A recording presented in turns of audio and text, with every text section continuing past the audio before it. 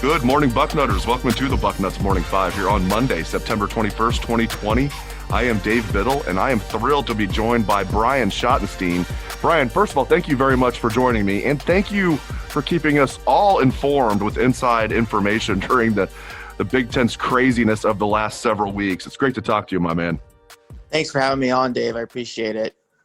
Yeah, this is going to be a lot of fun. Now, Cardale Jones recently said that you, Brian Schottenstein, had a valuable role, quote unquote, a valuable role in getting the Big Ten football back this fall. How much can you tell us about the role that you played in all of this?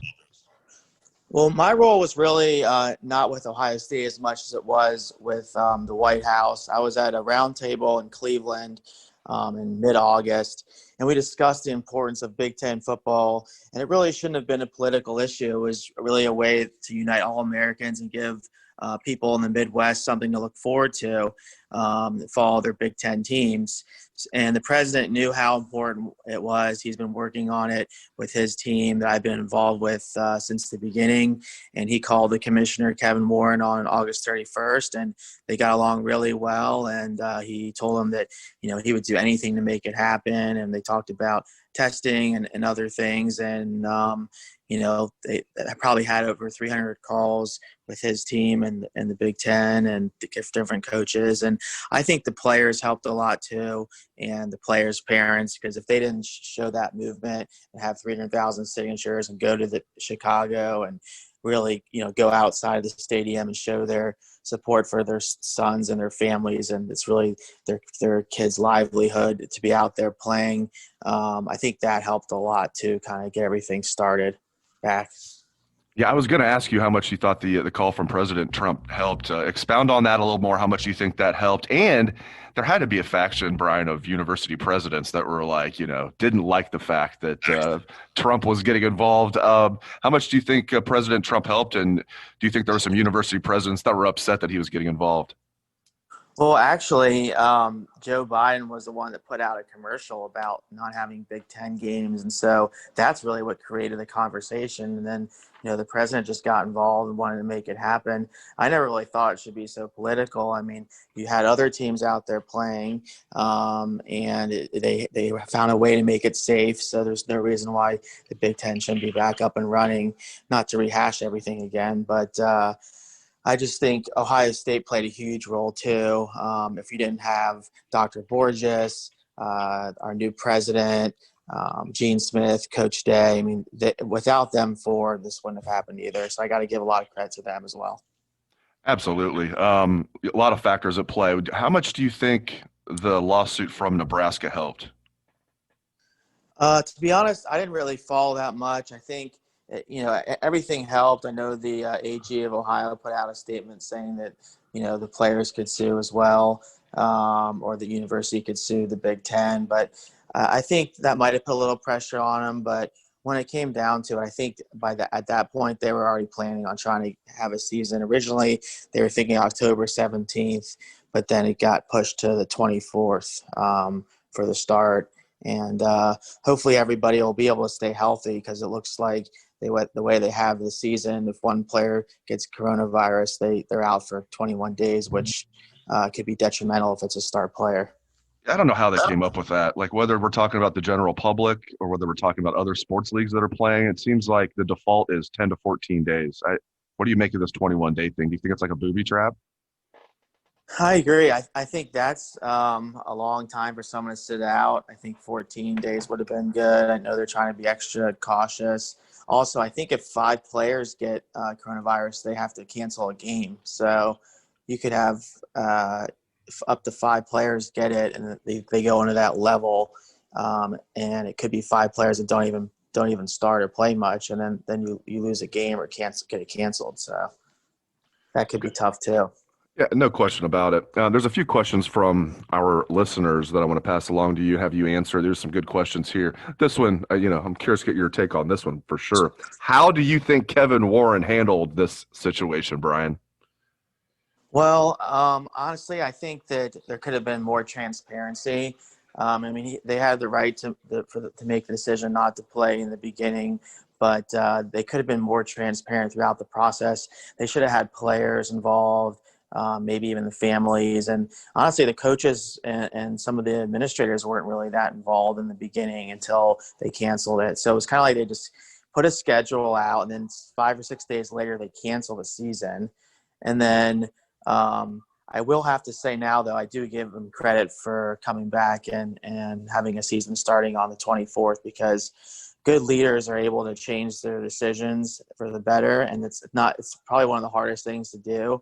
And the fact that they did that, I think definitely put a better taste in people's mouths. So. What were some of the biggest hangups that caused a delay in the revote? Because we kept hearing it's going to happen. In fact, I was the one that reported it would happen a week or Right. week and a half before it happened. So we kept waiting and Yeah. waiting and waiting. Do you know what some of the hangups were there? So I would do the same thing. So like Sunday, I heard it's a go. Like we're gonna have a season. I thought I was gonna be reported on Monday, and then Tuesday, the Nebraska president did that hot mic leak. So I Yeah. don't know if that had something to do with it, where they didn't want like that to be the day, and so then they reported it Wednesday morning. So I was told it's gonna be Monday or Tuesday, and then went to Wednesday. So I'm not exactly sure why that was the case. And then obviously they announced the schedule, which I thought was smart on Big Noon Fox this Saturday, because it helped with that show. Yeah, the Urban Meyer show there. Yeah, that was cool how they rolled that out. Now Yeah. I know that, as you said, your role was, mostly, with President Trump and that angle of it. But I'm curious if you know about this. This is another question from a listener.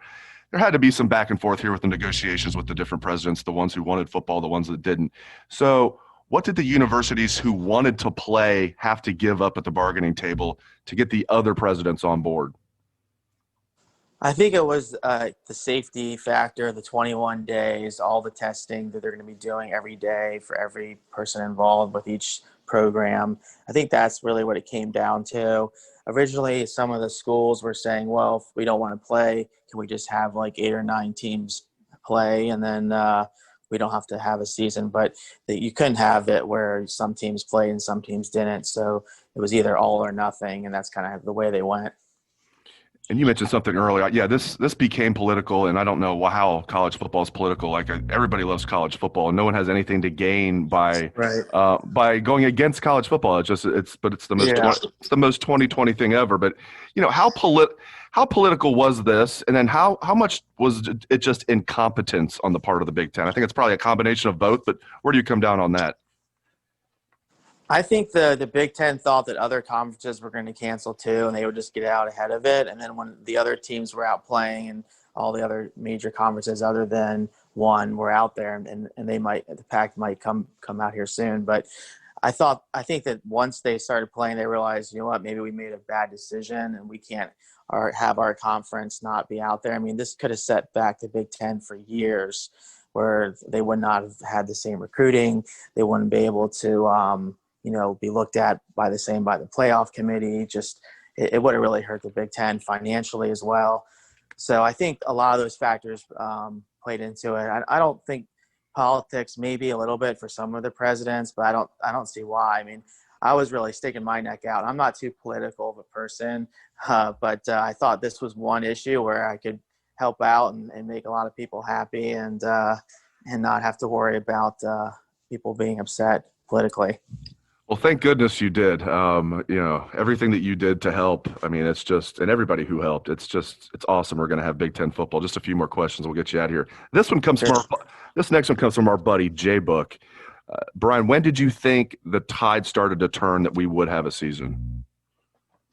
I thought the season was going to start in mid-October, like 17th, 24th, probably about like 10 days to a week before they made the announcement. I mean, I thought it was going to happen, but I just didn't know if they were going to push it to November or January season, which that would have been terrible, because then Ohio State would not have been eligible for the playoffs and the national championship.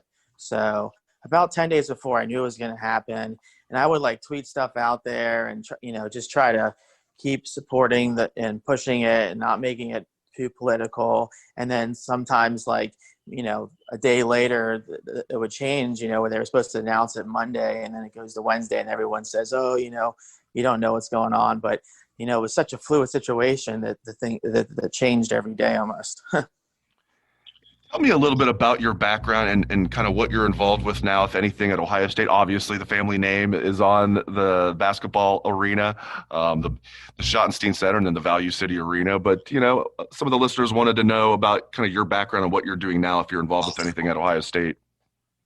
Well, other than just being a supporter, booster, huge fan of the football and basketball program, I'm not like involved, much with Ohio State, but I would like to be definitely more in the future. I've had family members on the board, and I've had, just been a fan since I was a baby, and my father went to school there, and I used to go to games with my grandfather, and just love the program. And Ohio State has so many great things about it, even more than just football. So I love being a Buckeye, and so happy for them to have a season. We love that you are Buckeyes, and I imagine, Brian, it never gets old driving by the Schottenstein Center and seeing the family name on there. That just would never get old, would it? Yeah, it's a great campus. They have a lot of good facilities. We were involved with a new Cavelli facility that just went up, which is really nice. And the Irving Schottenstein Drive. And it's great university, and a lot of good people are involved with it. And they really play for the whole state, which I love. Ohio State's not just like a college town. They play for the city, they play for the state, and there's fans all over the world. So it's great to be a part of something special. And so happy that people are going to be able to now watch their Buckeyes. Hopefully maybe in the middle of the season they'll be allowed to have some fans there, but we'll see. That'd be great. The last thing, I just want to give you the floor. If there's anything you want to add about what happened with the Big Ten and your role, or just anything else you want to say to close the show, the floor is yours, sir. Nothing really else other than, again, I want to give more credit to the players and their families, and then Gene Smith, Coach Day, President Johnson, and Dr. Borges, because they deserve most of the credit. I was, trying to be involved, like I said, and advocating and kind of working through some people I know at the White House, but I don't deserve any credit. They deserve all the credit, and I really appreciate being on the show. We're going to give you some credit. He is Brian Schottenstein. Brian, thank you so much for your time this morning, man. I really appreciate it. All right, thanks. Go Bucks. Go Bucks is right. Have a great day, Bucknutters.